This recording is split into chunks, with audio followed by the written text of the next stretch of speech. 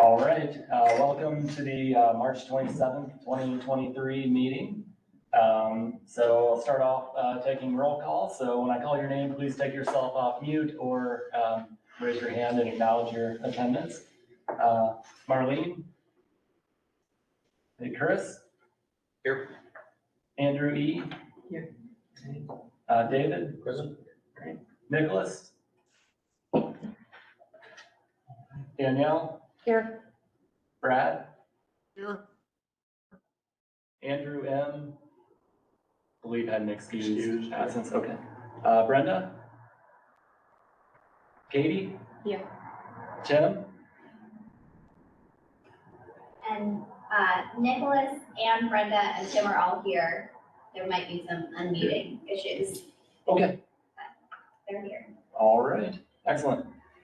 So moving on to the approval of minutes from the February 27th, 2023 meeting and the special meeting on February 16th, 2023. Any questions, comments, or corrections? All right. Does anyone have objection to the approval of the minutes from those meetings? All right, great. Hereby approve the minutes. Thank you. So today, for the agenda items, we'll be starting with to introduce the Urban Forest Supervisor and program. And we're bumping up the amendments to the rules and regulations, virtual attendance policy to second, and then we'll finish up with the 6-year CIP update from Jeff. Do we have any public comments today? Anyone on the call? Do you see someone as CM, perhaps? That's Connie. Oh, you turned me on whether I wanted to speak or not. No, I'm just watching. Okay, all right. Just wanted to check. I'll take you off mute. Thank you so much. Then no other comments. Okay, great. Moving forward, we'll start with introduction of the Urban Forest Supervisor. That's great. I will kick it off. Hand it over to Rick and Dan over here. Because I foreshadowed a little bit at our last meeting, we have one of the really top priorities heading into the 23-24 even budget cycle as we were requesting resources was really taking a look at and expanding our capacity within the natural resources side of our park operations team. Historically, those of you may recall, the city had at one time a city arborist position. As we looked at sort of expanding and understanding our needs with Green Issaquah launched, with Rick having started as our park operations manager just last year with that position coming on board, it became pretty clear that we wanted to take that sort of what was that historical city arborist position and really do what many cities have done around us. So we're not inventing this by any means, but really looking at when you consider, boy, 70 to 80% of our 1,400 acres of public land is forested land, many of it, whether it's hillside or valley, but many functioning as forested open space. Bringing on board an urban forest supervisor, someone who really brings that background in forestry and understanding not just sort of a tree by tree look, but really the health of the forest. A way that we can bring that skill set in at a level that Green Issaquah could fold under that position. Also looking at the opportunity for our current park ranger program to have sort of some partners in work. And so what we ended up doing through the budget process is proposing an urban forest supervisor position that would really head up this natural resources team, not only bringing us those urban forestry skills and experience and really beginning to carve out the city's first urban forest management plan, looking at, as you know, with our work plan goals, updating and reviewing our heritage tree program, but also lending some real supervision and oversight to the Green Issaquah program, the pending volunteer coordinator there, and the ranger program. We interviewed earlier this year, and an impressive pool of candidates showed a lot of interest in sort of helping us birth this program. So happy Dan Hintz came out on top, our top candidate from the review committee and the review panel. And Dan's interest and excitement in saying yes, just absolutely thrilled us. Dan comes to us from Mountains to Sound Greenway, where he's done a lot of work regionally. He understands this area. He understands Western Washington and the trees in this area. He understands Issaquah. I'll certainly let Dan speak a little bit that himself, but sorry for the maybe a little more longer introduction, but really, really excited not only about Dan coming on board, but just what this means for us in the program. So Dan, please welcome, introduce yourself, a little bit of your background, but then also sort of what you see as we head into this first year. Yeah, thank you, Jeff. Yep. Hello, everyone. I know I got to meet a few of you last 2 weeks ago now. I guess a little bit of my background too. I actually served on the environmental board for the first couple of years since that was created back in 2021. So I know a few of you are at the last park environmental board overlap. So good to see you and new faces. I look forward to working with you all more. But yeah, as Jeff mentioned, the last 7 years I've been working for the Mountains to Sound Greenway Trust, overseeing their ecological restoration program. And they have a long history partnering with the city of Issaquah on work, really focusing more primarily, as Jeff kind of mentioned, the valley. So a lot of background on salmon recovery, salmon ecology, and how our riparian forest really kind of moved that work forward here. So a lot of stuff on Issaquah Creek, Tibbetts Creek, and even some of our smaller tributaries to those creeks and our kokanee bearing creeks. So that's something that is really, really near and dear to me that I'm excited to build on. But then looking more broadly at this urban forest, whether that's, up on Tiger Mountain or street trees along Gilman, I think it's all really interconnected. And I'm really excited to kind of help build out this program, both with the community engagement. So I think, everyone I think is familiar with Green Issaquah. There's, been a couple hiccups with that, obviously with the pandemic and, kind of some transition with Forterra running that program. So I'm really excited to step in, work with this new Green Issaquah coordinator, which should be coming on in a couple weeks here. And really build up that program in terms of volunteer engagement. Forest stewards will be kind of owning individual plots of forests and really trying to improve the habitat there.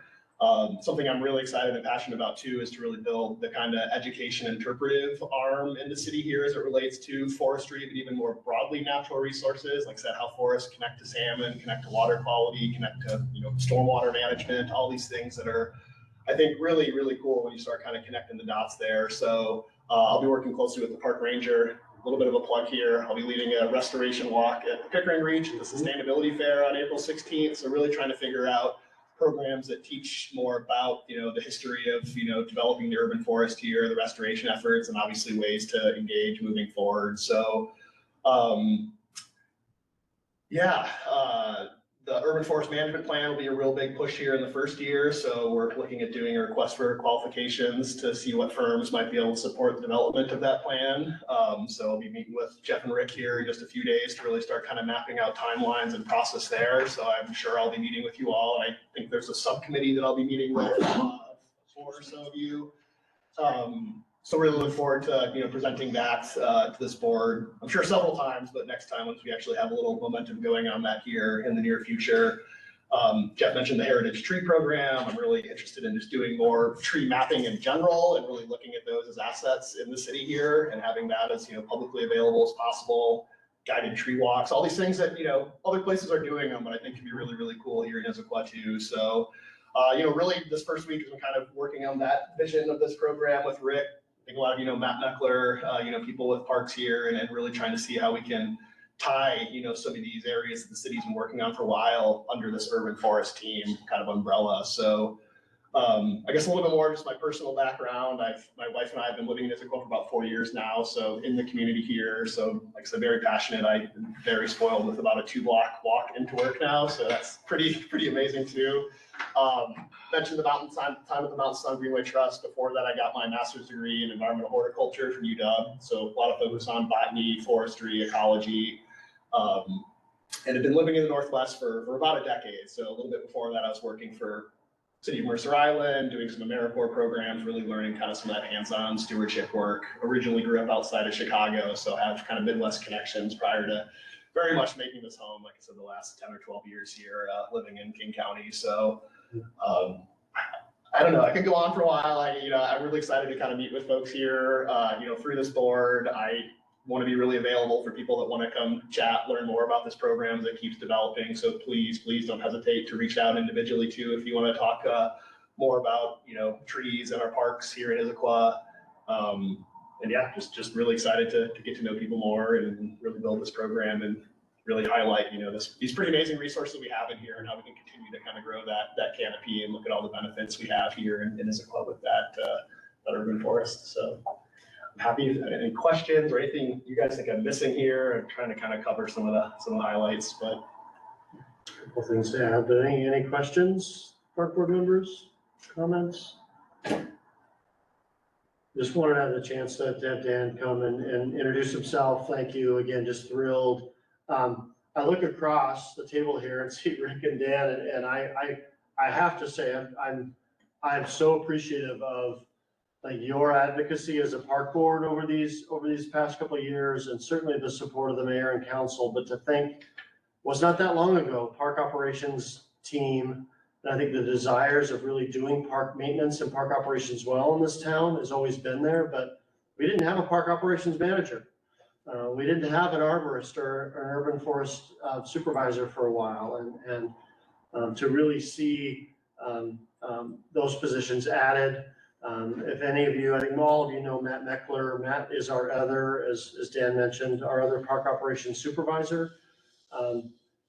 We really have a solid leadership team within park operations now with Rick and his experience of overall park ops, Dan being the sort of natural resources supervisor side, and then Matt being the third piece of that leadership team. I'm just, again, thrilled. So kudos to that team, and thanks for all your advocacy and support and desire to, you want parks and open spaces taken care of. So thank you. I've never been here. Please. I'm Rick Still, the Parks Operations Manager. Oh, that's right. Was it virtual? No, No? never been here. None of the above? None of the above. Shame on me.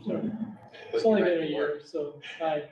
Rick's been here a year now. Rick came to us from the city of Tukwila. If I can tout on Rick a little bit, knowing he wasn't here. Maybe I gave this intro when Rick wasn't, but Rick served as director of Parks and Recreation for the city of Tukwila for a number of years, about 10 years. Prior to that, has a vast array of experience in park maintenance, and I think professionally amongst our state Parks and Rec Professional Association, Rick is really known for some of the work he's done in the resource management program, the resource management school, which is really focused on sort of the park operations side of what we do. And again, as we opened up that position, and Rick certainly showed his interest to have someone of Rick's caliber and skill come here and be part and really lead a park maintenance team has been really cool. And I hope all of you as residents, I really saw last summer some of the changes start to show themselves in the maintenance. And I think this year we'll even see it compounded even more. And I don't put that solely on Rick. I think it's a maintenance team that's really excited to do good work. They want to steward your parks and your trails really, really well. So apologize for that, Rick. No worries. No worries. You'll be seeing him again. He'll come back for more updates. What? That's right. Little Yes. Yeah, a little plug for if you remember our work plan, Brian with the recreation team will be coming about twice a year to give recreation updates. Rick will be back to give some of our park maintenance updates. So welcome. Thanks, you guys. Pleasure. Thank you. Please. Yeah, thank you all for serving on the boards. Great. I'm gonna move so your tissue can come up. All right, so moving forward to amendments to the rules and regulations, virtual attendance policy. See you later. Oh. Hi, everybody.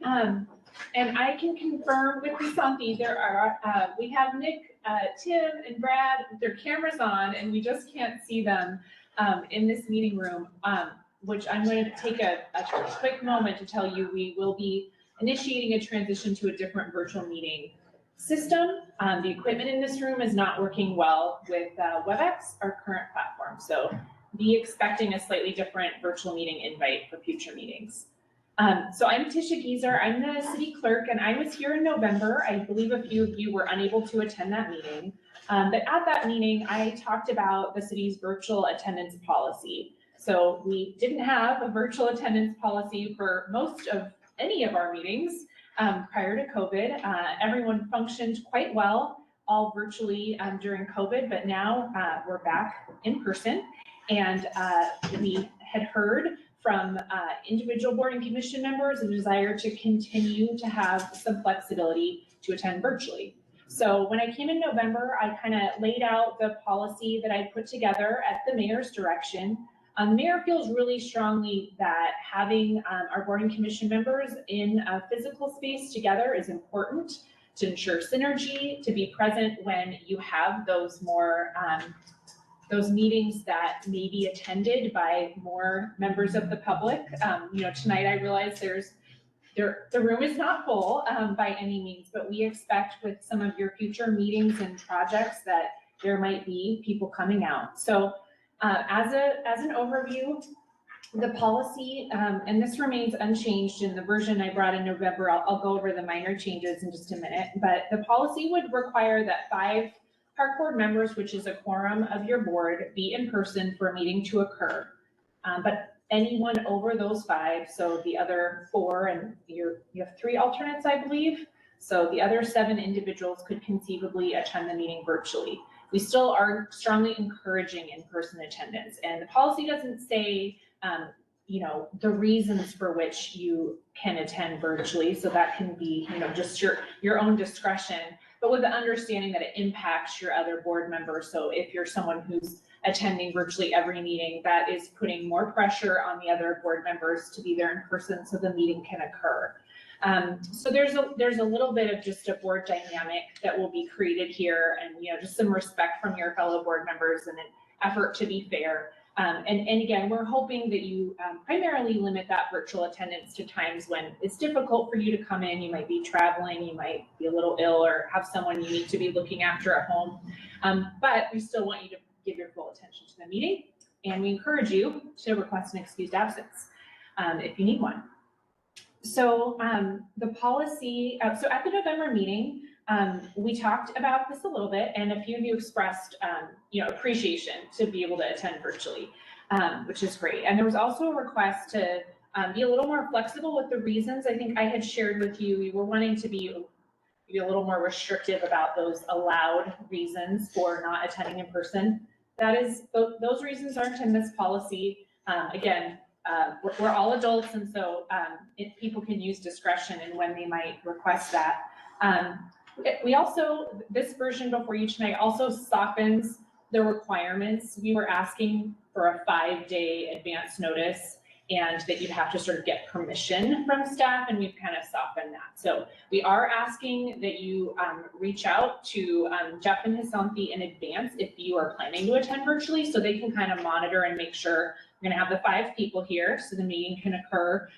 But we are just planning to have every regular meeting, so every meeting that's held in this room on this 4th Monday, to have that virtual option. So we will be offering that regardless if any of you attend virtually, so the public has that option. So the policy was modified to kind of lighten up on that piece a little bit, and then there was some input received. There were a couple things that didn't totally align with your practice, like for example, I think the rules said that alternate members would be notified in advance if there was going to be an absent regular member, and it sounds like that hasn't been happening. So that change was made from the November version, and I think that that's about it.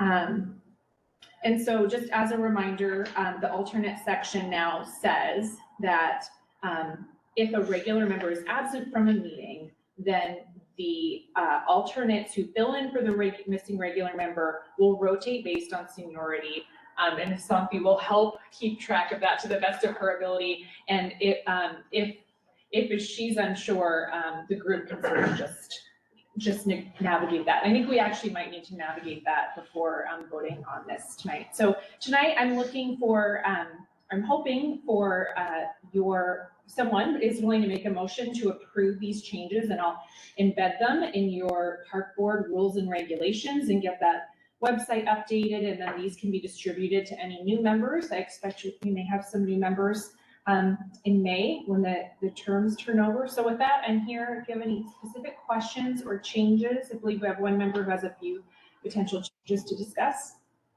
Is the Brad's hand there, I believe? Yeah, should we motion it first and second to the floor before we just get into discussion? Excuse me, point of order. I think we maybe have the discussion prior to approving it and see if there's any. It's your pleasure. Yeah, I think we'll discuss the things first and then go into the motion. Brad? Thanks, Zach, and thanks, Tisha. It looks like this is much better than the last time we looked at it. I appreciate your willingness to compromise. The only issue, I guess, that I have with the way it's written is the 5 people in person to create a quorum. I see that as being a real administrative challenge, and I suppose that may end up on Hasanti's plate. I'm not sure, but you know, like for instance, tonight, if my numbers are right, you don't actually have 5 people there in person. I count 4. Is that correct, or is that you have 6 in the room? The owl might not be picking them up, but we do have 6 in the room. Okay, so you're good. Well, I guess the thing is that a lot of times, like in our last meeting, for instance, there were a few board members that didn't show up and didn't ask for an excuse, and so you never really know how many you're going to have until the meeting happens. And if it comes down to a point of communication prior to the meeting to determine if you're going to have 5 people there in person, that's going to be a lot of communication issues and maybe scrambling at the last minute. And so I guess I just see that as being a potential issue that you may have certainly more than 5 people attending with the amount of people that are virtual. But it may come down to like our last meeting where we didn't have 5 people in person, and there wouldn't necessarily be any way of knowing that until the last minute that was going to happen. So I guess to me, that's the challenge of how to communicate that out to assure that you're going to have 5 people in person for meetings. Thank you, Brad. Tim?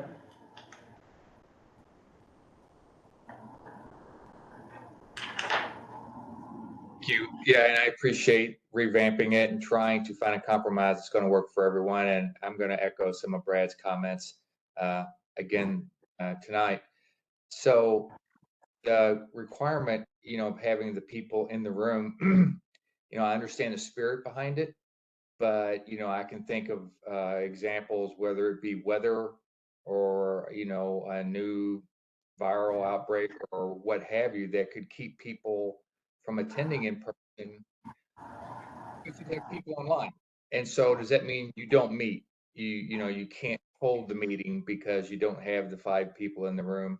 Let's say even if it's a snowstorm, you just meeting. So making that a strict requirement as it sounds, I understand the spirit behind it. I just wonder about it being cumbersome and the way that be solved maybe more. I just hate to see park business not get done when you have people online willing to go forward, but you don't have enough people in the room.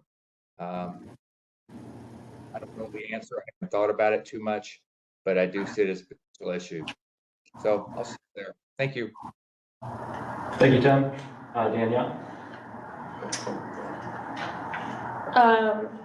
Well, first of all, I understand the concern about requiring 5 people, but I do want to be sensitive to the fact that there are times when our park board has meetings that are really well attended. And those happen, especially when there's a point of controversy or something that our community really cares about. And it would put, the 5 people who are in the room at, in an awkward position, I think, if there are, 6 people or however many people we have, like virtually, those people, it wouldn't be the same as being present in the room with a room full of community members. And I've sat through some of those meetings and, they can be uncomfortable and, I don't know, just, to me, I would hate to have like 2 park members here in person and a room full of community members. I just think that wouldn't be good. So I understand the reason that we would want to do that. And then I have a couple of specific comments, but I don't know if there are other comments just to kind of bounce around. Does anyone have anything pressing to say before Danielle would make additional comments? There's a specific comment, Okay. so. All right. Suggested. I have a few suggested edits. I don't know if we can pull up are you able to pull up the document?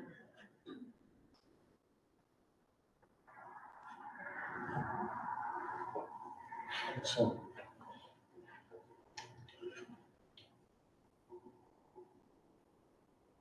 Oh, and it's there.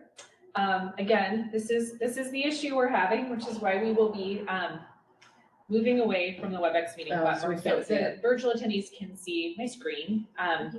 but we in the room can't. We in the in room can't. Santi, we could, you're hosting the meeting on your laptop. We could try having the meeting room leave and rejoin. Sometimes that kind of gets it working again. Well, we have a lot of people with laptops in here. Are you guys able to pull up the document? Oh, you have copies for people. Or copies? Yeah, why don't I pass out copies? And I think I have exactly 6, I hope. On page 34, 35. And everybody in the, on They the can meeting all room see can see that, it, yeah. See right? it, yeah. Anyone not need one? I don't need No, it. You're good? You need it? I would like one. Kristen? You're good? You got it. Thank you for printing. Okay, I have 4 suggestions. The first one being in section 1 in the new language. I would suggest that we, even their regular meetings, the city is committing to do them, have a virtual option. You don't know, like, if something is gonna go wrong with that at some point. And so I would say that the regular meetings may also include a virtual option. And then I would replace the remaining portion of the sentence to say, in accordance with section 6, which is where we actually talk about the virtual option.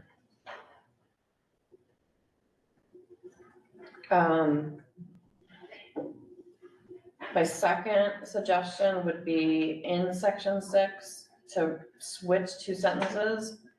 Danielle, Yes. can I make a suggestion Yes. of the chair? I wonder if we might see if there's any objection to these changes as we go Oh, through them good idea. individually before moving to the Sure. next one. Perfect. That's okay? Sure. Okay.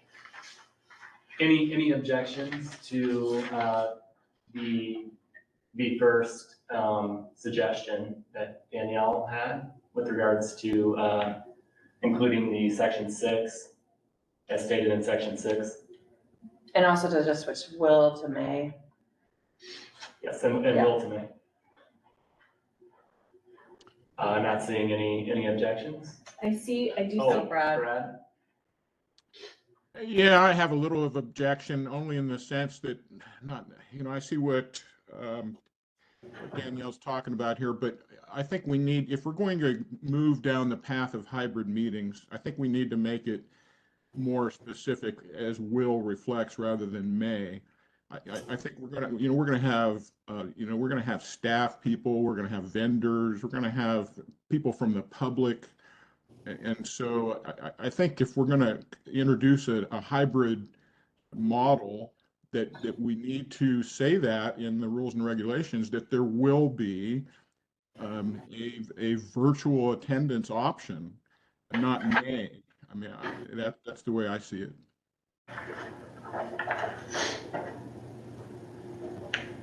Nicholas? Here. Thank you, Brad.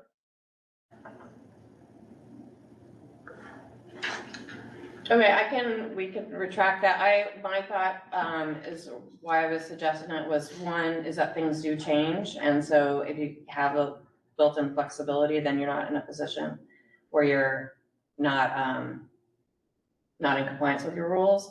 But also that in section 6, it outlines, kind of when you may or may not have a meeting. So it already says in there that if virtual meeting platform and equipment needs are available at the scheduled meeting time and location, members may attend the meeting virtually, provided a quorum, will attend. So my thought was that the requirements are already in there, but. How about we just change it to will with best efforts? Then we're kind of covered, like, we tried every effort, and due to technical reasons or not, we just can't have a virtual meeting today. Any objection to David's amendment to the will with best efforts? Tim? I think you just clarified. I didn't understanding what he said. Could you just type that in so we can see how it would read?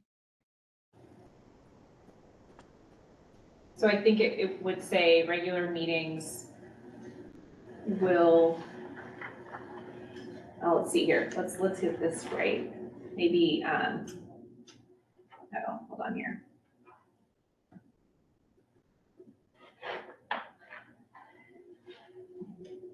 Best efforts will be made to, let's see here.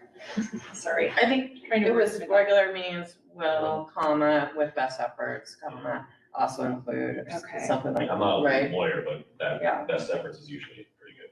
Okay, It's like a will of God kind of thing. okay. This is what it would look like.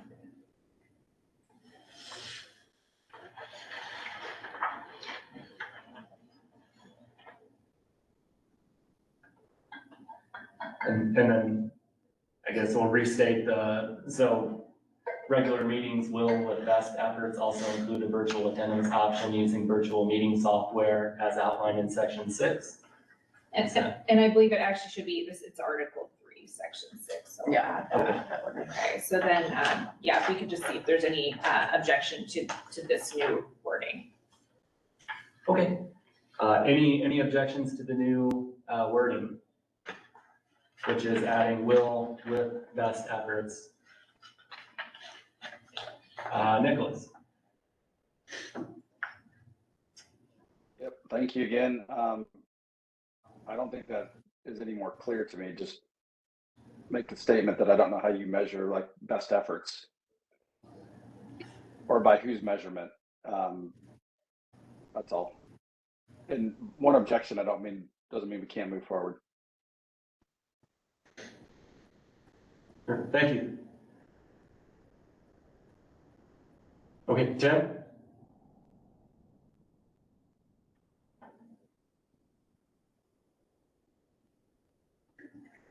Yes, Tim?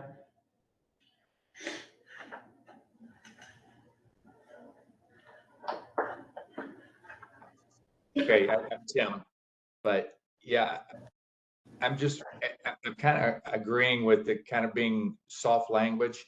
And I'm wondering if something like it will include a virtual attendance option, ...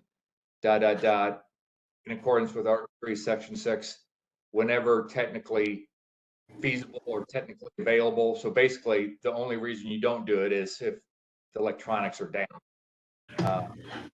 So that kind of defines what best efforts is, just saying whenever technically available.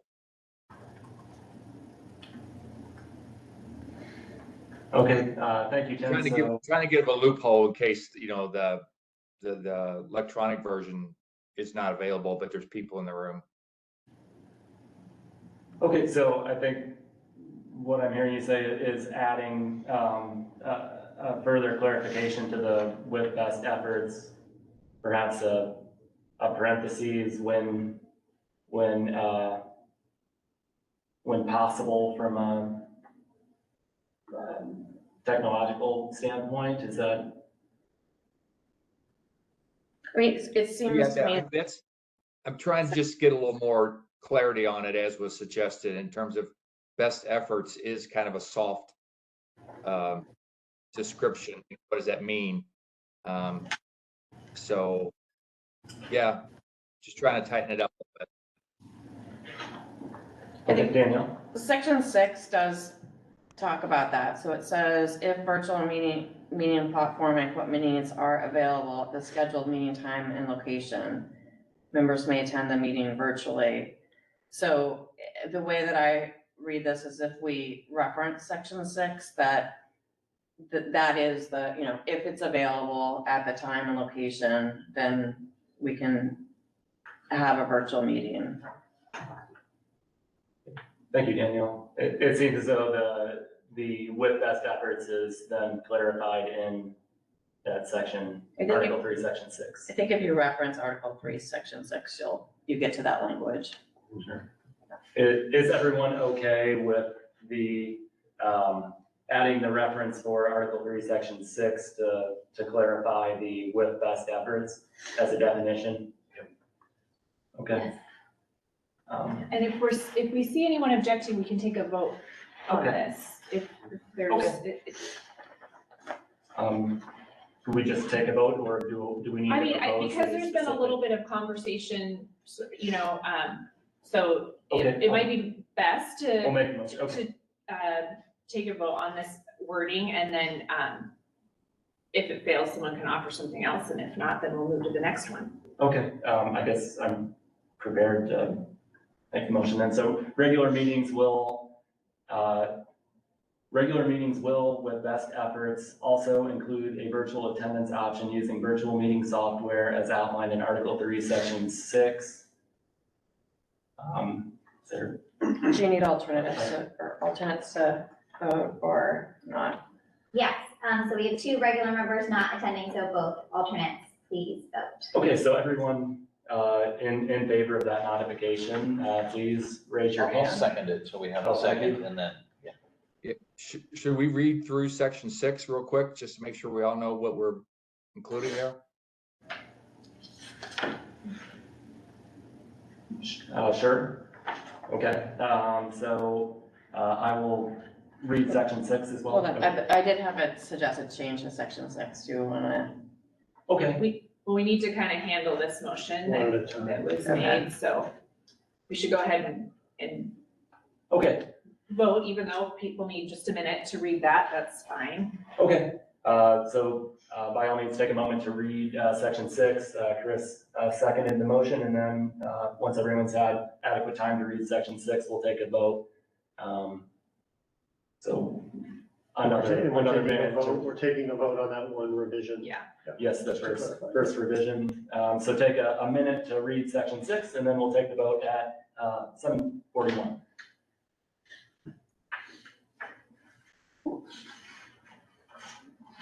If you scroll down a little bit, I can't see all of it, at least from my end. Yes.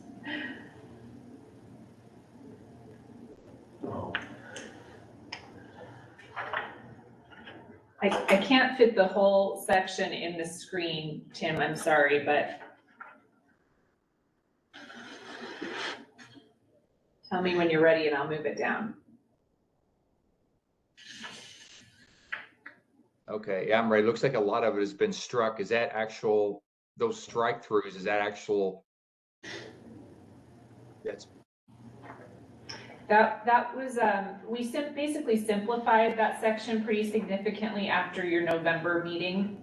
So that's the strike throughs we're showing the previous language. Okay.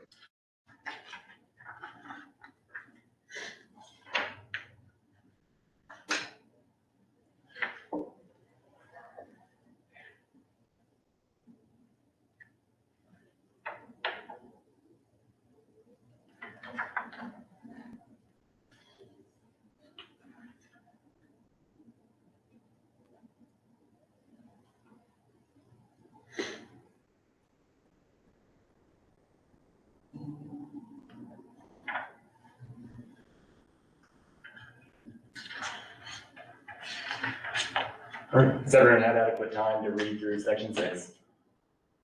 Good. Okay, I do see Brad's hand.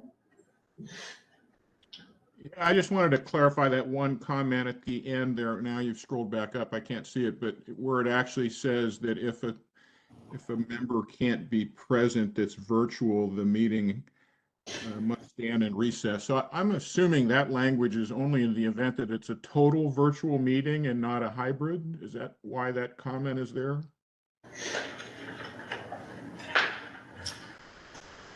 I'm trying to decide, this is a little outside the scope of the amendment that we're talking about this moment. But I'm happy to go ahead and answer that. So say this situation is only gonna be if you have, so there's a caveat in this policy that says if you have 2 or more vacancies on the board, then you don't have to meet that 5 individuals in person. This happens sometimes, people move, they resign for various reasons, and we want the park board to be able to continue meeting and doing their business. So under number 3, if you have more than 2 vacancies on the board, and so say you only have 3 person in the meeting room that night, but you have 3 people virtually, then the meeting can go along, but if the power goes out or we lose our 3 virtual attendees, the meeting has to just stop. You know, you've got to always have 5, most primarily in person, but in those circumstances, combination of virtual and in person for a meeting to go on. So that's what that's speaking to.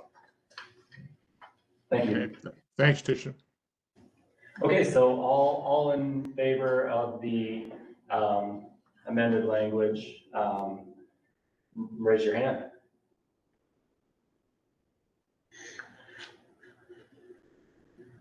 And I believe that's at least 6, 7, 8 in favor, so that passes 9. Okay, and then I believe, Danielle, you had a specific comment to section 6. Yes, so in section 6, in the first paragraph, the new paragraph, let's see here, I would suggest swapping 2 sentences. The one that says members must notify staff in advance of their intention to attend virtually, and move that down past the following sentence, which says an exception may be made to this requirement. Because that was confusing to me when I was reading what the requirement was. I think it was intended to speak to the previous sentence.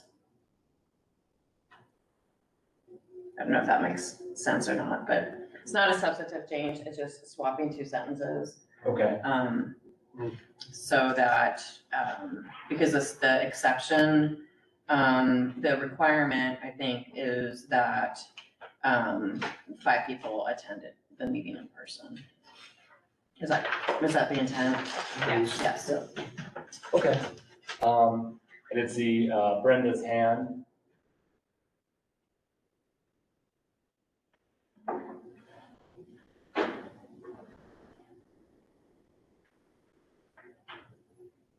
Okay. All right, Brenda.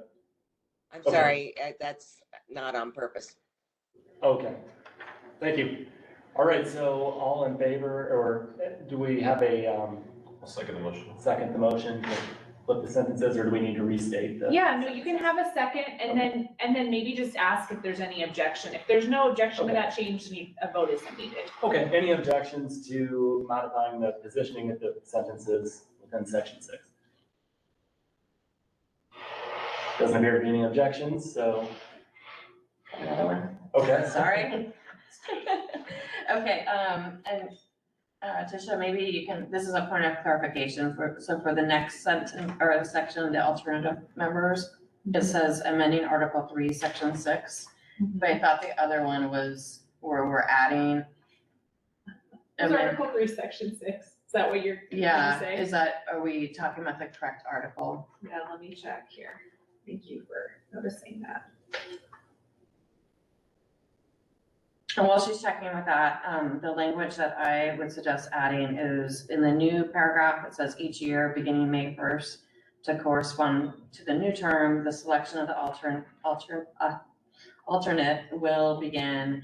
I think it should say the selection of the alternate to serve as a regular member will begin with the alternate who has served longest on the board. Because we're not really selecting an alternate, but you're either just figuring out who's going to serve as a regular member or vote, or I don't know what the right terminology is. And Daniel, I confirmed that, so the new section 6 is the new section 6. So this is referring to the current section 6, which will become section 7. Oh, So that okay. is correct. Okay. And can you restate the change so I can put it on Yeah. screen for? So after it says the selection of the alternate in the first, in that first sentence, just adding to serve as a regular member.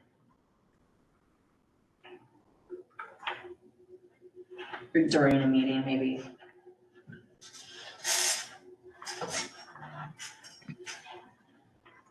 I'll second the the new language.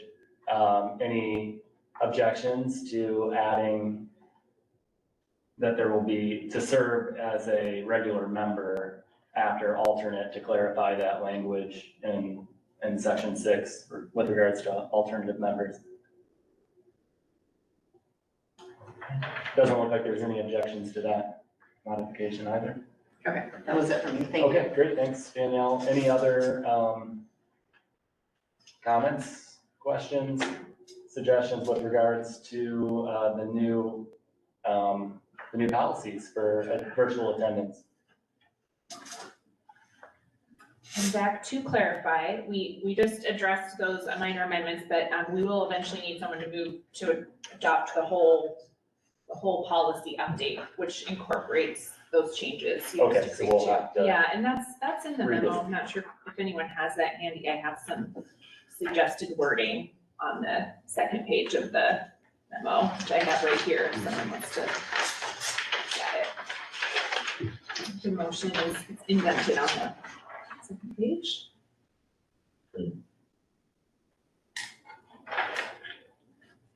And Zach, Yeah, okay, Brad, sorry. The trials and tribulations of creating a hybrid model. It'll all be over with someday, you know. So I don't know that I still have seen any real comments to clarify the point that I was making earlier about how to properly administer to assure that we're always going to have 5 people in person. And I'm not sure this language actually, really addresses that issue. So let's talk about it. How are we going to administer to make sure that we're always going to have 5 people in person? I've got a couple thoughts on that. Great question, Brad. I think I don't know that the policy itself needs to determine how we operationalize that. So I would suggest that it really is looking at park board rules and regulations and how we want to do that. I would, I guess, offer a suggestion that, as staff, we would want to work with the park board chair and determine a method with which you all are communicating to sort of identify or provide assurance of who's able to make it in person for any given month. But I think that's a practice that we can put into action. It doesn't necessarily need to be prescribed in the policy. I agree. Great, thanks, Jeff. Thanks, Brad. Tim? Thank you. Yeah, just before we go to approving everything here, I'd like to see a clean copy without all the track changes and everything, just to kind of glance through. I don't know if we can do that tonight, but it's hard for me to look at with all the track changes in there and really follow the flow of the document and see if it's really stating what we're intending for it to state.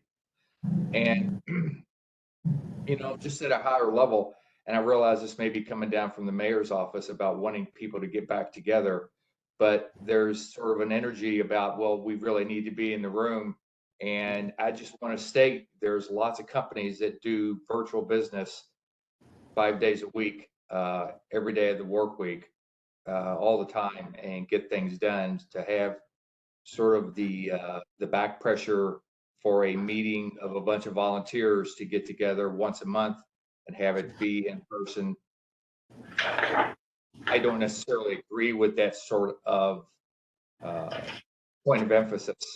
A lot gets done virtually now. The world has shifted, and I just wanted to put that out there for the record. Thank you. Thanks, Tim.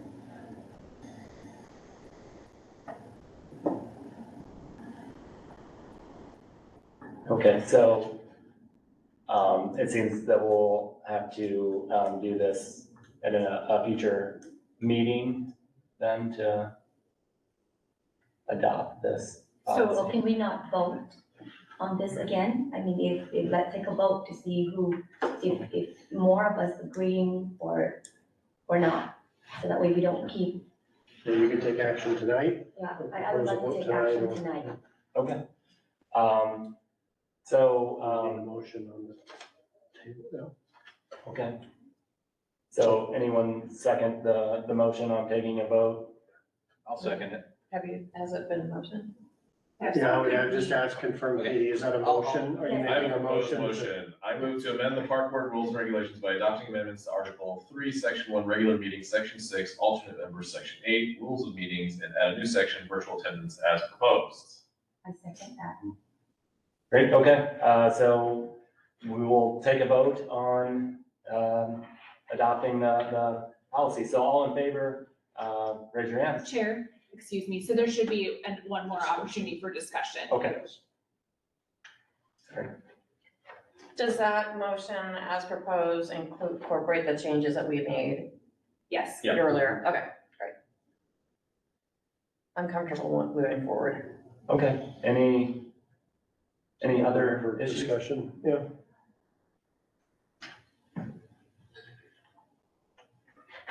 Okay, it doesn't appear to be, okay, Tim? Okay, just to try to get it all put together, you can, in Word, you can go in and look at a final version. Click a button, it'll take all the track changes out. If we just scroll through that couple of paragraphs with all the track changes taken out real quickly, I'd be fine. I just don't like proving things that's got strike throughs and this and that and the other thing, making sure I know what I'm voting on. So it would only take a second, you push a button, we scroll through it, and that would certainly make me happy. Okay, so Tisha is trying to. I have that up, Tim, so just cue me when you want me to move down the screen. This is Yes, since we can't see it, Tim, just let us know. Can you see that? Yes, I can see it. Okay.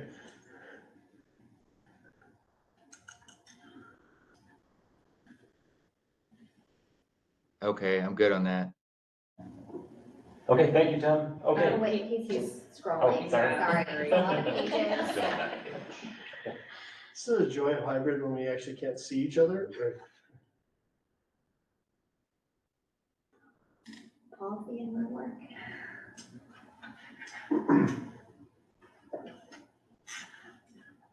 Okay, I'm good. Further down.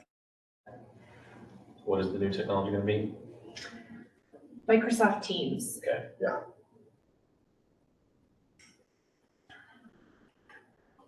So it's better to use something free. It's, well, the tech in this room is they're Microsoft products. They're Yeah. designed to be used with Got Teams, and so they've started becoming persnickety with WebEx in the last few weeks. Yeah, apparently they run updates and there's some incompatibility. So I apologize for the disruption to this meeting and last month's meeting.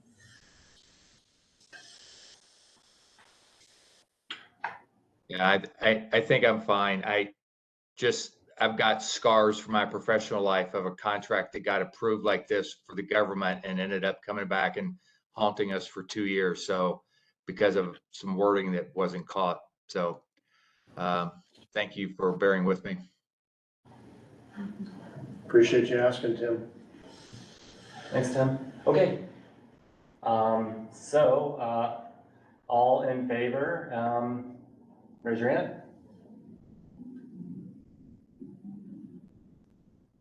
All right. It's like, yeah, we had 7, I believe. Should be 9. Okay. Did we not see Nick?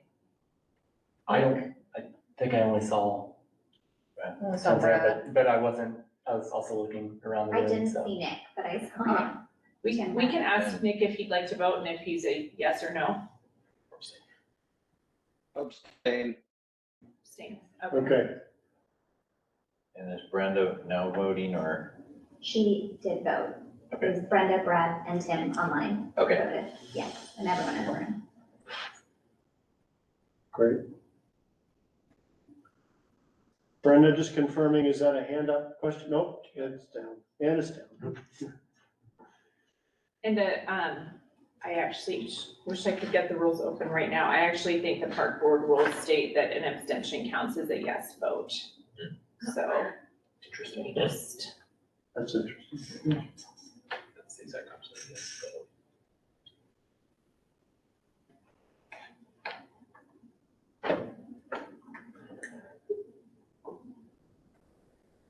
Okay, I think I'm wrong, so. Oh, yes, if a member does not vote, such member shall be determined to have voted yes at the time the vote is taken. So that's another aspect of the rule, something the group could change in the future, but an abstention is considered a yes vote. Okay.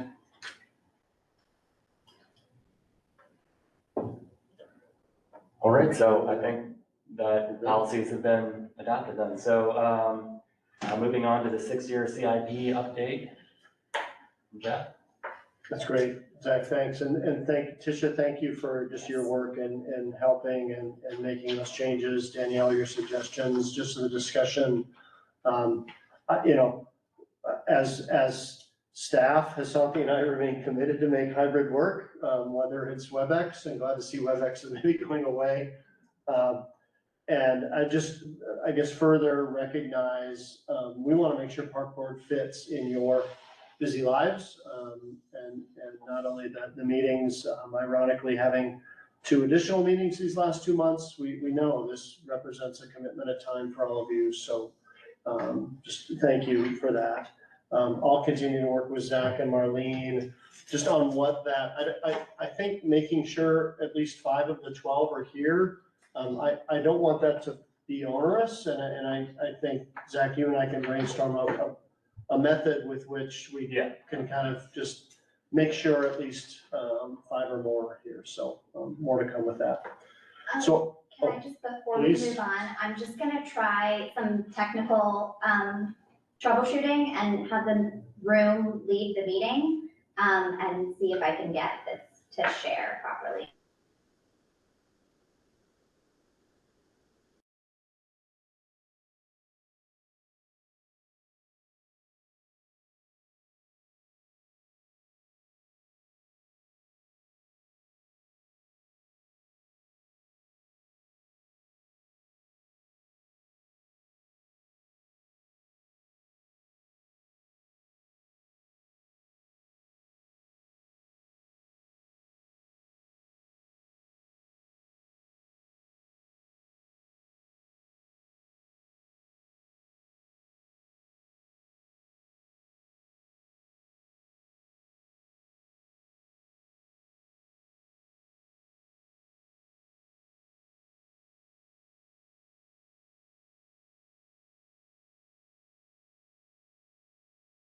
can you hear us? Oh, we got a thumbs up. Wow. Okay, Let them know we can see. you. and Outstanding. we can see you all and it's maybe working. All right. how's it? Wow, so I will do everything I can to make sure I don't jinx it. Just in case it's not, there should be copies in the room. Yeah. Yeah, copies. So thank you all. I know one of our joint meetings in February, thanks again, Tisha, was the board summit with 3 other boards and commissions to sort of take a look at not only the 6-year capital improvement plan, but that work was specifically looking at the criteria, the evaluation criteria. So I wanted to come back tonight with an update on some work that administration did, on getting feedback from that criteria. But I thought I also wanted to provide you all with an update on the work that we've been doing internally as a department, beginning to put together the Parks and Trails portion of the CIP. So that's my hope tonight, is to sort of provide that framework of the approach we're taking and looking at not only capital projects, but also beginning to fold in and incorporate capital programs that we have to support our Parks and Trails system.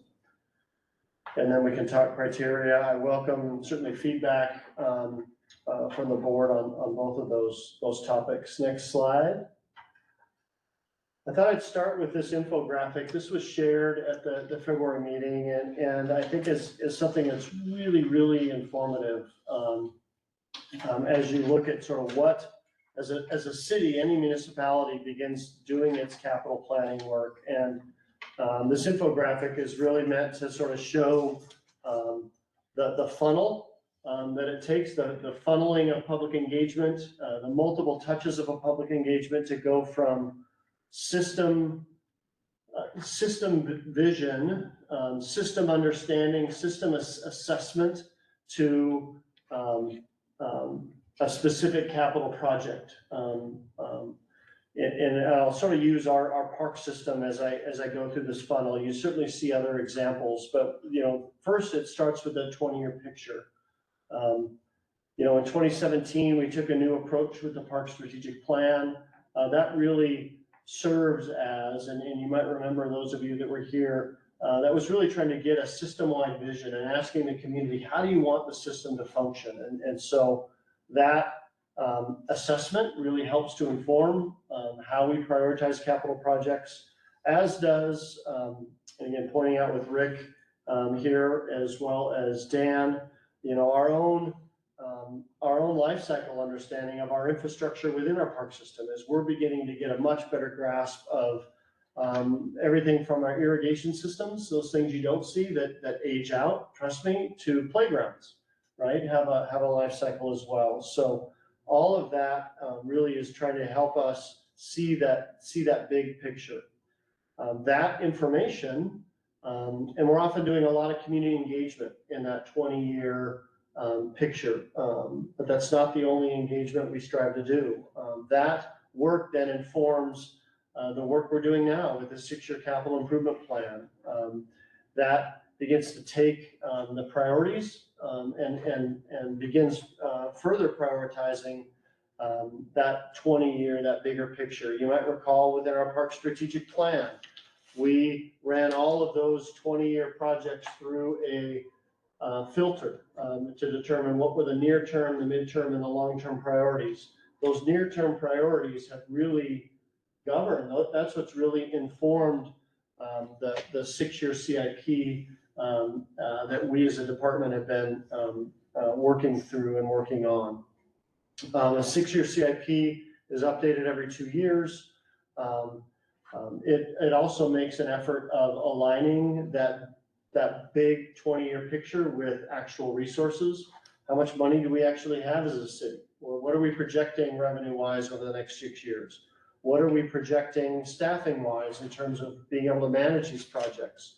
What do we anticipate in terms of permitting process and other needs to get projects done?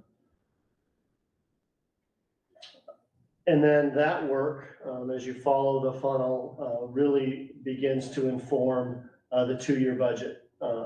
So a 6-year CIP really serves as that bridge between the big vision and actually adopting budget and adopting funding for capital projects. The 6-year CIP is not the capital plan in and of itself. The 6-year CIP doesn't allocate funding to these projects. The 6-year CIP relies on council still approving in those 2-year budget cycles actual funding for capital projects. So Just intended to point out that this is a journey. I think it's also a reminder, if it feels like at times, why do we keep talking about the same project for 4 or 5 years? It's because that project is working its way through the funnel of being part of a vision, all the way down to being budgeted. And then actually, once it's budgeted, that's when we're actually doing the design and permitting work. We wouldn't want to do design and permitting work on every one of our 20-year vision projects. That would be really, really expensive, and it'd be work that we couldn't necessarily act upon. So just again, a reminder of the journey that is capital planning. Next slide.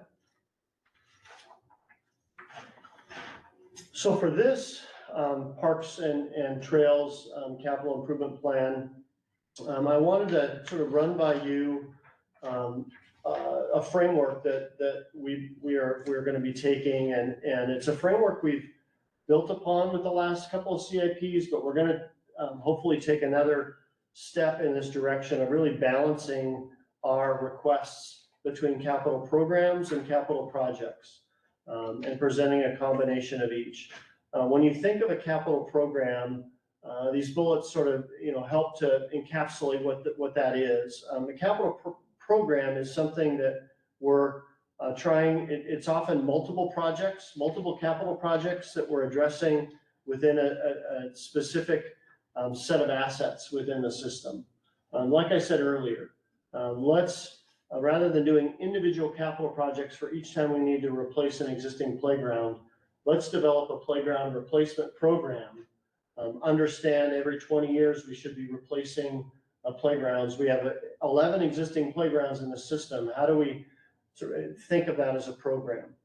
A capital program is also really useful and helpful when we know we might want to be collecting revenue over multiple years before we're actually doing a project. You all may recall turf replacement, right? So with synthetic turf, a number of years ago, Council authorized 50% of the funding collected for our synthetic turf fees are put into a turf replacement fund. That hasn't really been identified as a capital program yet. So we want to propose to create an actual capital program where that revenue sits and lives and is there and available when we know we need to replace synthetic turf. Something else that a capital program does is it really it helps to reinforce our approach to asset management and looking at life cycle replacement, understanding restrooms need to be replaced, irrigation systems need to be replaced, tables and benches need to be replaced, and looking at that a little bit more holistically. That's not what all of our CIP will be. Then there, of course, will be individual capital projects. These are more single project focused, typically a single parcel. The pedestrian park senior center plaza project that we're doing, that is a capital project, even though it's probably a phase of multiple projects that'll be happening on that same site, but it's really a project that's singular in nature. Also, anytime we're doing a new park, a new trail, or a new asset that we're adding with the system, that'll initially would show up as a capital project. Next slide. I touched on a couple of these, but what we're proposing 7 capital programs within the Park CIP that we're going to be presenting. Jen Fink, who's on the line. Hi, Jen. Somewhere up there. And Rick Still, our Park Operations Manager, and Asante have really been the team of us beginning to frame up the proposed CIP. So these capital programs, I'll go through these really quickly. The first is one that, again, I think we're all familiar with, but looking at our acquisition investments and our need to really reflect within our CIP, our needs for acquisition as a parks and open space acquisition program. As we've done for the last 4 or 5 years, really encouraging us as a city to be thinking of investing acquisition money year over year. So as a strategic acquisition becomes available, we're not feeling like we need to find all the funding suddenly all at once. We're sort of squirreling away some of that investment year over year. The next proposed capital program would be really a broad category, Parks Life Cycle Replacement Program.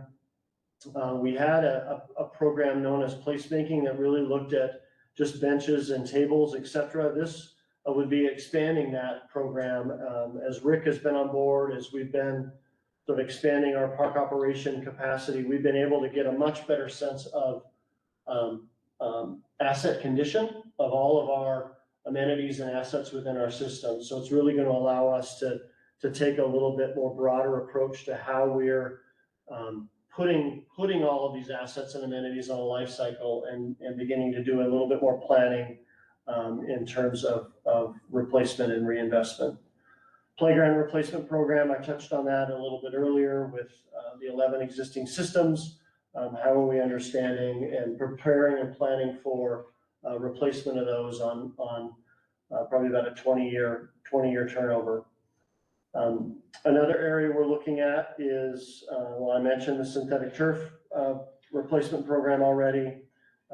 Interestingly enough, as we look at trying to get 10 to 11 years out of synthetic turf, we replaced the lower fields 3 and 4 2 years ago. We cut a ribbon in 2018, early 2018, with the new fields 1 and 2 at pad 1.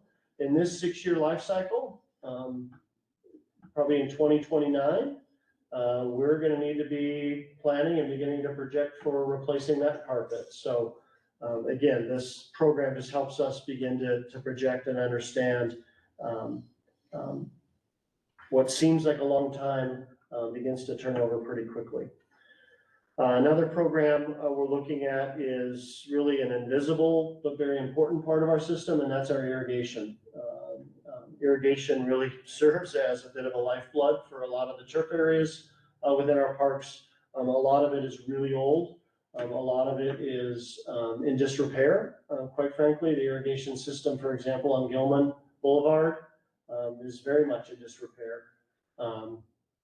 So how do we begin planning for and understanding the replacement of those systems? I mentioned Gilman, but I should add this. Some of these systems, we also need to be looking at capital planning projects themselves. Gilman is one of those interesting irrigation systems where we're not going to be necessarily prioritizing that as our first irrigation replacement until we get an understanding of if and when Gilman Boulevard is going to be improved as right of way. So a lot of our irrigation repairs that you're going to see on Gilman in the coming years will probably be above ground, will probably be seasonal. Rather than spending hundreds of thousands of dollars on an irrigation system that might get swapped out when Gilman gets improved, we're going to do everything we can to again, help those trees thrive, but do a lot of just above ground irrigation until that time. So I mentioned Gilman, but that's probably not the best example for the first project out of the gate. But all of them take, again, planning, forethought. The CIP really allows us to begin mapping this stuff out a little bit more. Another program will be one that's been underway, but as we start looking at implementing the wayfinding and park sign change out, that's not something we're going to do just in 1 year. That's going to be a multi-year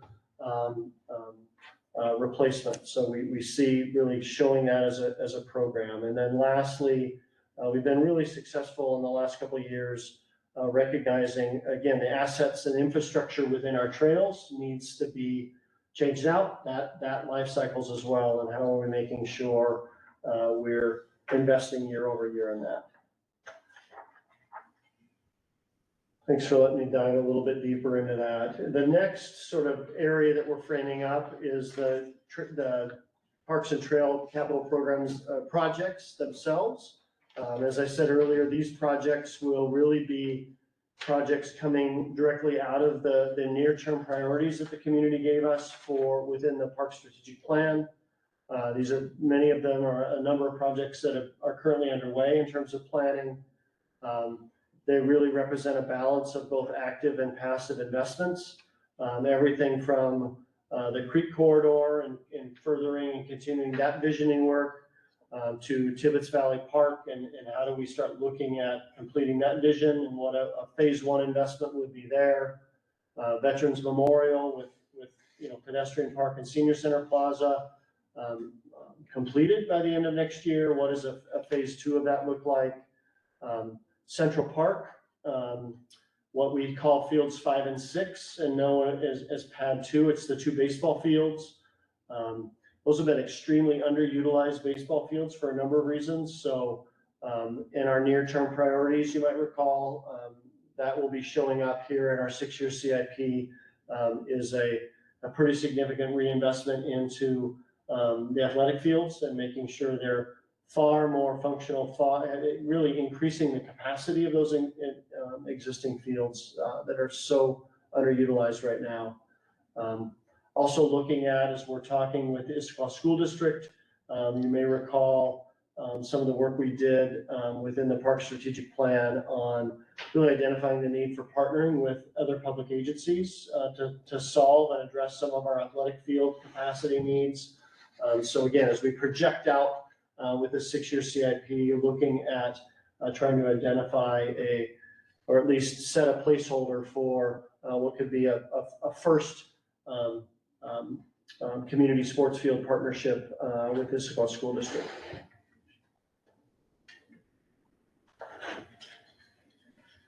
And then a reminder, just as capital planning is never really a finish line to capital planning.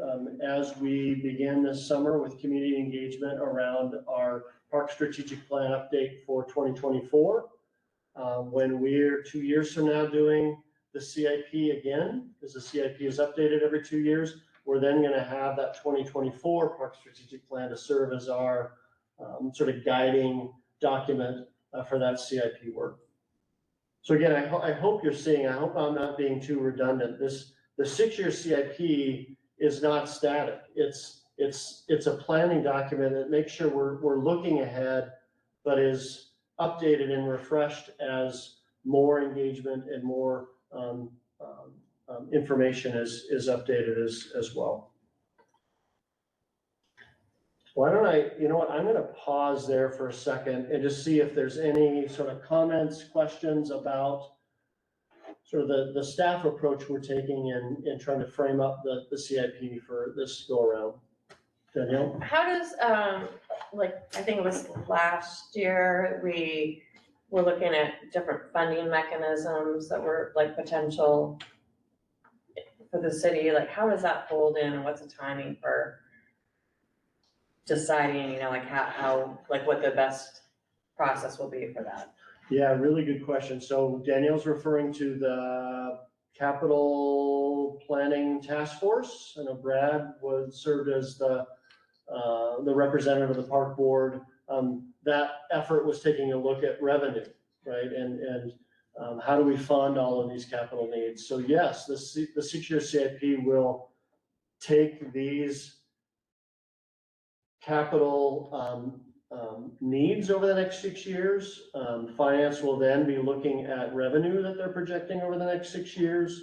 What I anticipate is that's going to, I think, represent and present where are we potentially short? Where do we see needs in that revenue over the next 6 years and out into future years? I think that then sort of spurs that conversation of, all right, how does the community, right, want to consider filling that gap?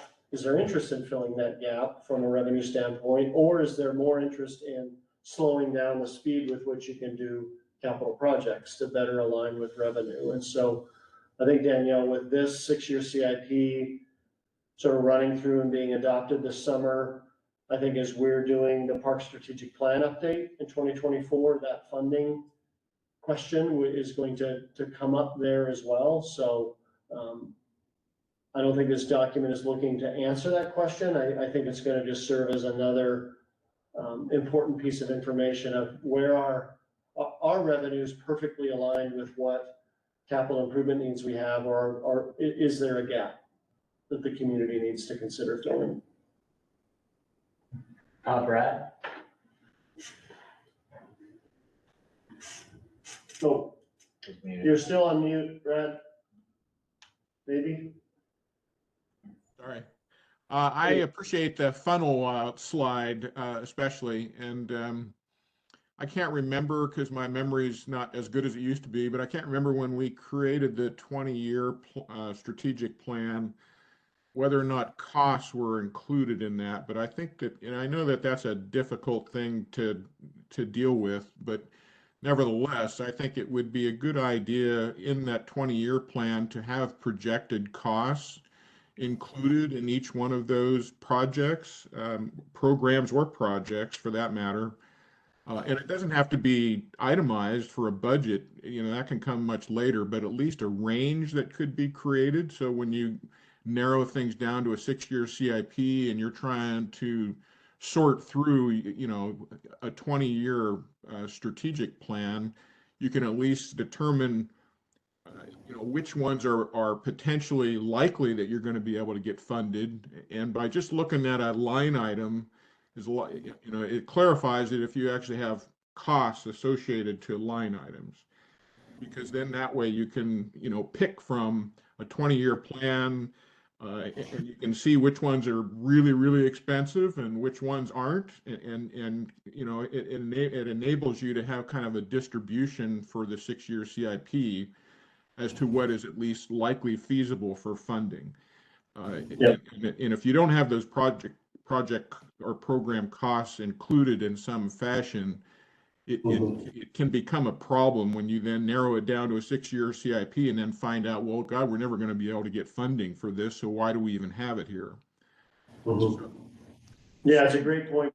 And we did in the Park Strategic Plan make an effort to understand the scale of what those conceptual costs would be. And as the funnel sort of suggests and shows itself is those conceptual costs are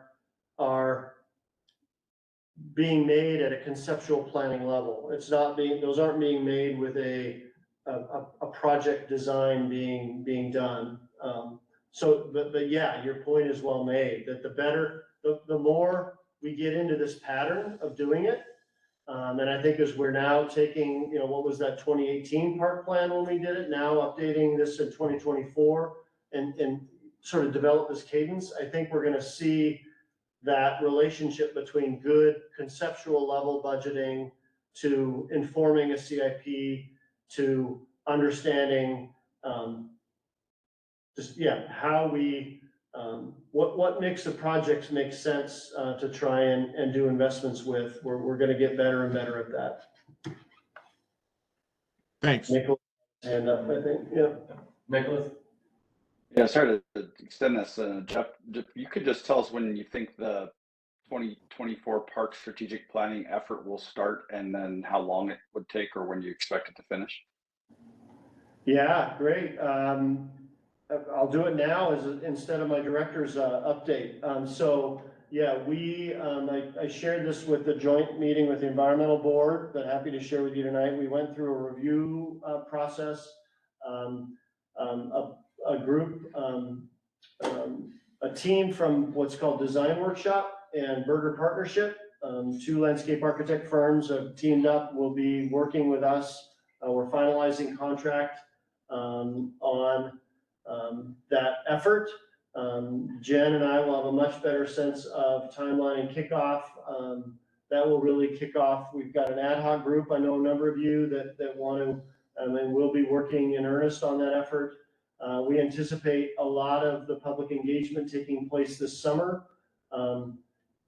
We need to have that plan adopted and into the state RCO office, which is sort of the state grant agency, by March of next year, March of 2024. So off we go. Thanks for the question. I think, Jen, did you also have your hand up? Okay. Jen? Oh, I have a question. Am I understanding this correctly, that the capital program, I guess it's not project, but just capital programs are, that the concept there is that we're basically looking at how much money we need to be saving or how much we need like on an annual basis, so that we're not like in a position to have a big chunk of money to replace something like every 5 years or whatever. So theoretically, we'd be putting away enough money or in a pot so that we can keep our system in place and updated. yeah, But yeah, not adding big new things, but just like kind of maintaining the status quo. exactly. And so when you see, and we'll be sharing this draft CIP with you, it's all gonna be in the CIP. You'll just be able to and see what is and we'll label it's a capital program or a capital project. They're all gonna live together. But you're right, Danielle. In some cases, it's, hey, we're proposing we squirrel away some money. In other cases, we're gonna be saying, like the playground replacement one, we know this playground, and this playground need to be replaced in the next 6 years. And so we anticipate in 2026, we should do this one, in 2028, we should do that one, in 2029, we should do that one.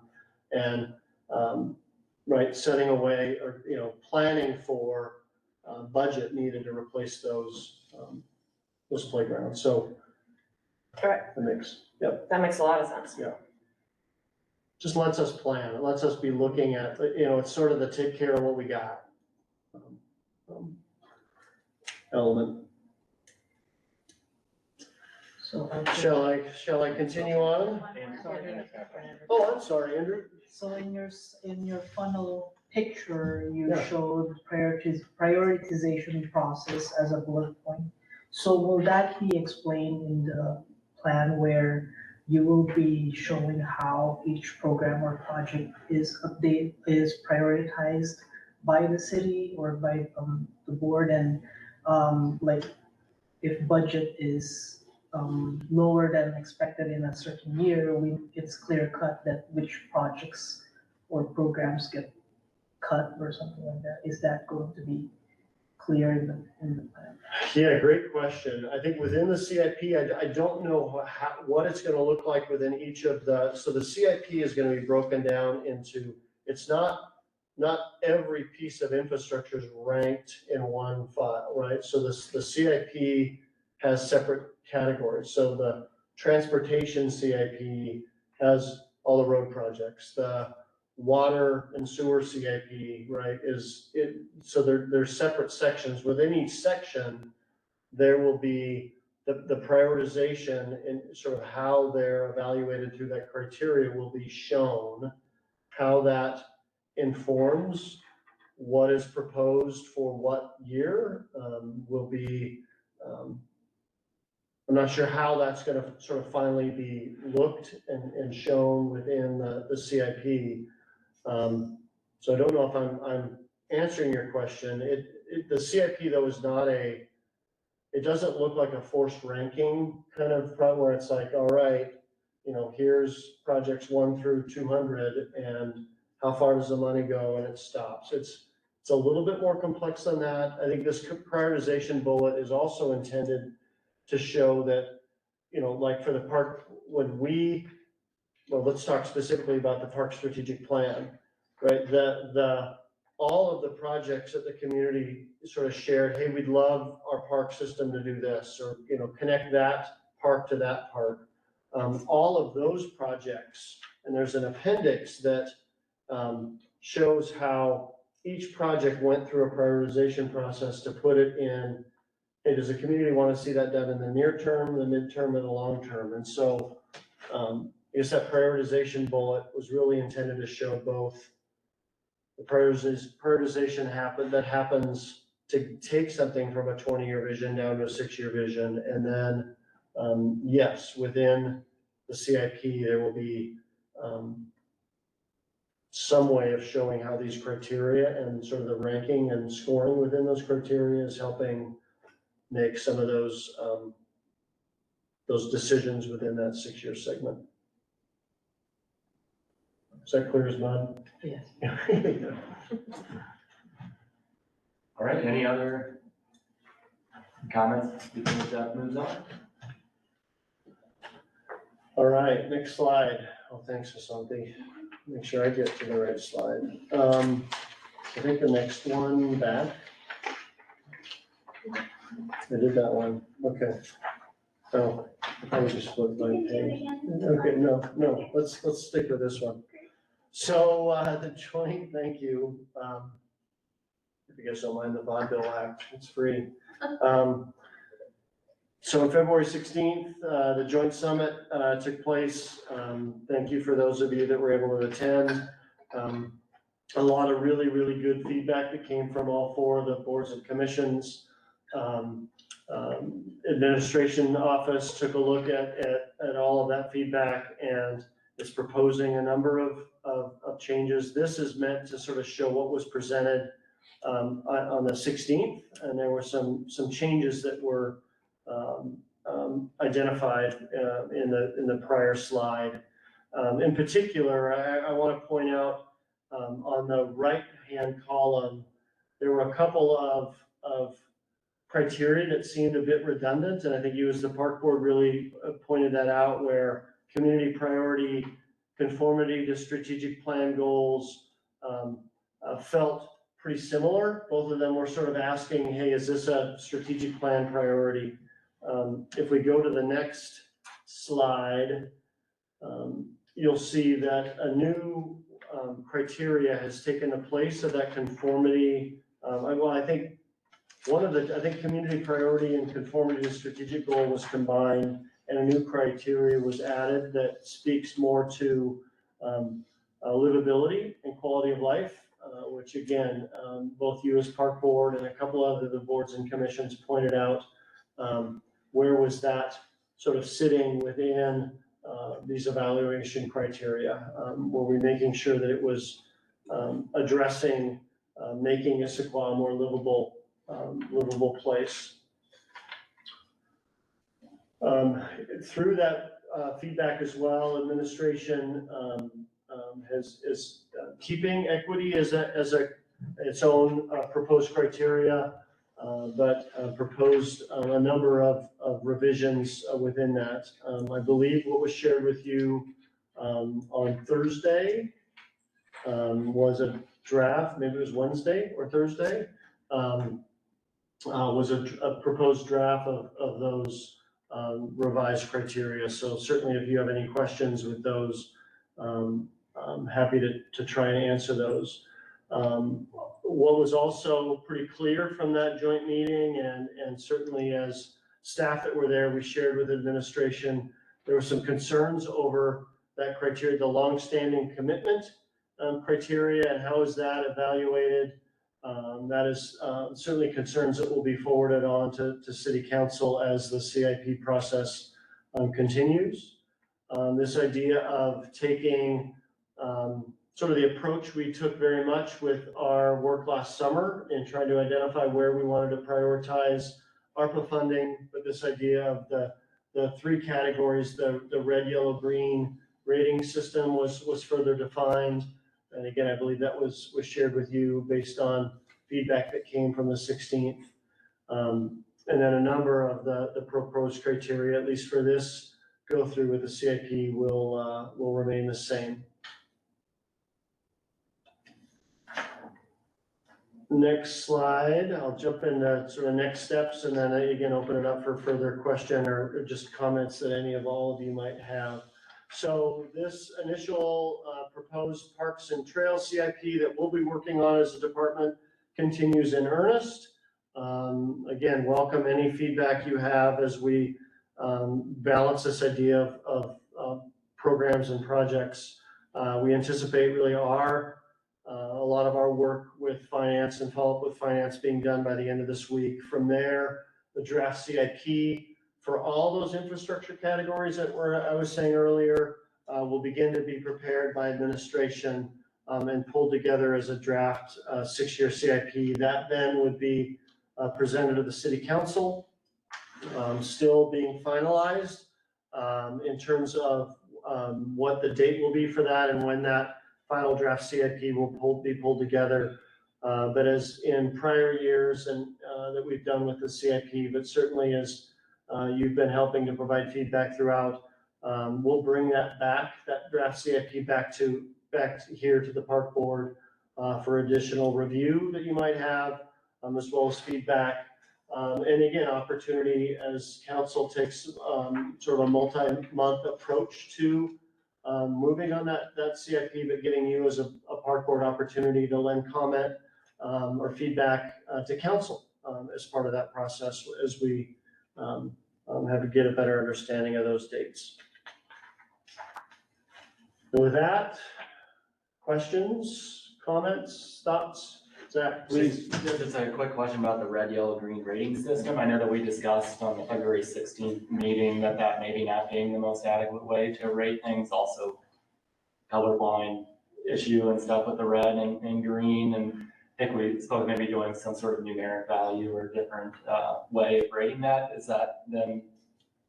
It has been, and yes, I believe when the draft CIP is presented, it'll be translated as a 1, 2, or a 3. Okay.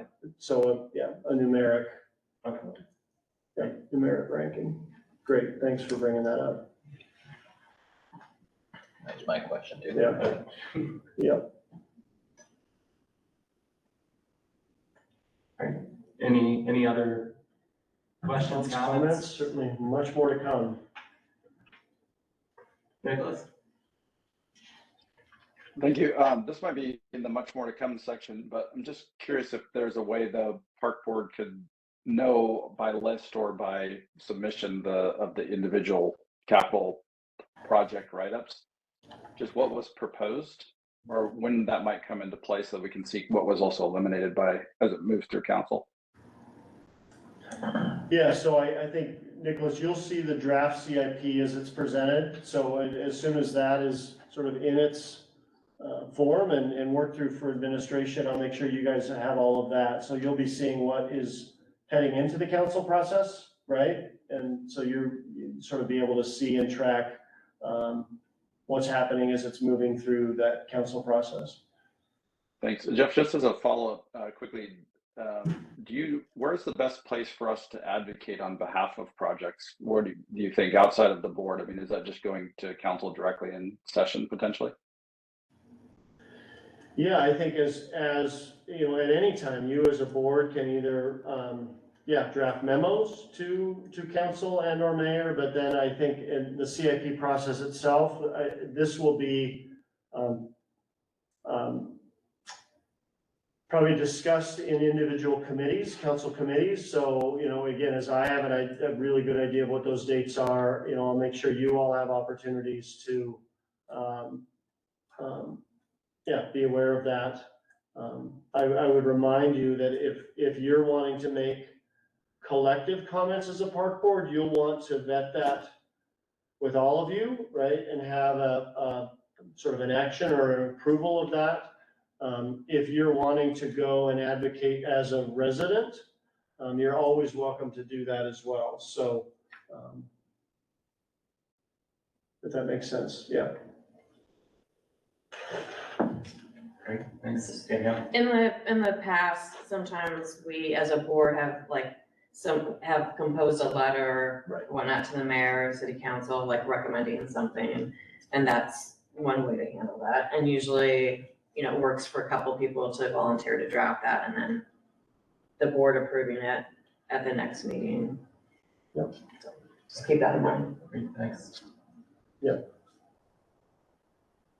All right. Well, if no other comments, questions, we'll move on to the reports. All right, great. Thanks, everybody. All right, so a couple of things that I've found interesting coming forward. There's some planned improvements at Lake Sammamish State Park. There will be several things, upgrades to revitalize the Sunset Beach area, be sort of adding some new shelters, as well as updating some playground equipment, adding in some new paved trails, I believe, as well, which it won't shut down the park or anything, but there might be some areas closed off for a time periodically. And the inaugural sustainability fair is Sunday, April 16th. And that will be at the Pickering Barn, and it will have vendors from 10 a.m. to 2 p.m. Offering sustainable products, resources, educational materials. The Farm Fresh Market returns to the historic Shell station, and that started last Saturday. But that'll be from 9 a.m. to 2 p.m. every Saturday up until April 29th. And there's going to be a community listening session in central Issaquah, and that will have the staff and council members present to answer questions. And I noticed that two of the things being discussed are the parks and green necklace, as well as the development of the central Issaquah plan, among some other things as well. But that's going to be on March 30th from 6:30 p.m. to 8:30 p.m. and that's in the Atlas Apartments lobby. On to the youth representative report. Okay, so hi everyone, I'm Shabani. I'm a sophomore at Issaquah High School and I'm part of the Issaquah Youth Advisory Board. If you don't know already, the Issaquah Youth Board is focused on planning events for the community. It's youth run, and a lot of times we focus on youth-centered events. We're nearing the end of our year this year, but a couple events that we've done are a civic engagement forum where we got the mayor and government representatives to come to talk to youth about how to get involved. We did State of Mind, which is a mental health focused event, and we had speakers on stress management, substance abuse, and mindfulness. We also had an environmental conference just this weekend, and this had speakers on electricity, deforestation, and transportation. There is a couple events that we have to come. The first is Dodgeball and Donuts, and this is going to be focused on middle schoolers. And we have Issaquah Police, certain people coming from there. And it'll just be like a fun dodgeball game. We have donuts. It's just like a fun event to get the community together. The second is Harry Potter Night, and I believe this is coming up maybe this Friday. I'm not exactly sure about the date, but it's aimed at little kids, like elementary schoolers, and it's just a really fun way. Everyone really has fun at this event. And then the last part is one of the biggest events of our year is the Issy Kids Triathlon, and this is June 4th, and we have so many people that come, and this is almost fully run by the Issaquah Youth Board, so it's a great way to just bring the community together. And we definitely, if you guys want to be there, need volunteers, and yeah, it's just like a fun way to get the community together. Thank you. Thanks. Thank you. What's that? Oh, I'm just marking my calendar. Oh, yeah. Triathlon time. A couple updates. Thanks, Zach. Project related, our community investment strategy projects, aka ARPA projects. The pedestrian park senior center plaza. Like since we last met, we had a really good public meeting on March 7th. That you might recall it was right at the front end of us kicking off the survey as we presented two concepts to the community to get feedback on. Nearly 500 survey responses were turned in, which is just great feedback. Really good mix of feedback. I know the design team, Methune and Jen, are going through that survey information right now. That ad hoc group. So thank you, those that are serving on the ad hoc. Have a next meeting coming up this Thursday, the 30th, to begin to really take a first look at those survey responses and how we want to begin shaping and considering a concept informed by that feedback. Anticipate the ad hoc group probably meeting a couple of times between now and the April Park Board meeting, but by the April Park Board meeting, the goal would be really to be bringing an update back to the full board to get feedback and guidance from all of you. The other project at Confluence Park, the Eck House project, I shared last month that we have been really busy at work with not only the architect team as part of Methune doing a full structural assessment of the Eck House, but also have been meeting a couple of times with the Issaquah History Museum, as well as the King County Historic Preservation folks to begin brainstorming and thinking through ideas of how to really incorporate history into reuse of the Eck House. That structural assessment was just completed. The ad hoc group is going to get an update on that and really begin to look at how that structural assessment, understanding the condition of everything from the foundation of that building to where it's currently at, is going to really help to inform some options on how to move forward. So along with the ad hoc group, we'll be having a couple upcoming meetings with the folks from the History Museum and really helping getting their perspective, again, historical perspective on the importance of that house and what that project will begin to look like. Again, with that work, anticipate the April meeting, be able to come back to all of you, the full board, with some really good feedback and progress on those two projects. Thanks to Nicholas's question. I touched base on the Park Strategic Plan update already. Big thumbs up, Nicholas. I anticipate us really having a good idea once that contract gets finalized, what the timeline and work will begin to look like. And as we begin to pace out the work of that ad hoc team. And with Dan's update earlier and the ad hoc group for urban forestry, I think before we know it, we'll have all three groups working in earnest.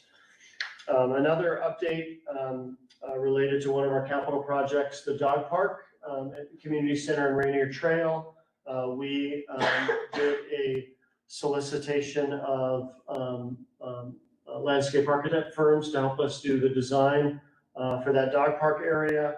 Hobeck and Baird was the firm that we selected. They've got a vast array of experience of all sizes dog parks in and through the Seattle Puget Sound area. So we feel like we have a really, really good partner for how we look at incorporating our first permanent dog park there at that sort of southeast side of the community center and really activating that part of the Rainier Trail. So much more to come as that contract gets finalized and timeline for that work gets nailed out.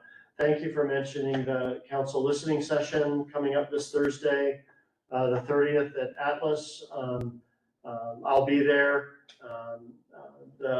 with the sort of Old Town as well as Central Issaquah being the audience that council's wanting to have the listening session with. Will not only have visuals of the Green Necklace and Creek Corridor to really facilitate some conversation with the community about that, but we'll also have some project boards for the pedestrian park, senior center plaza project, and certainly welcome community feedback on those projects as well. So lots going on. Hard to believe we're into or nearing the end of the first quarter of the year, but really look forward to a pretty active and busy spring and summer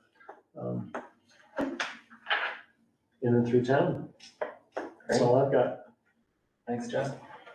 Any other comments before we close? Looks like Brad.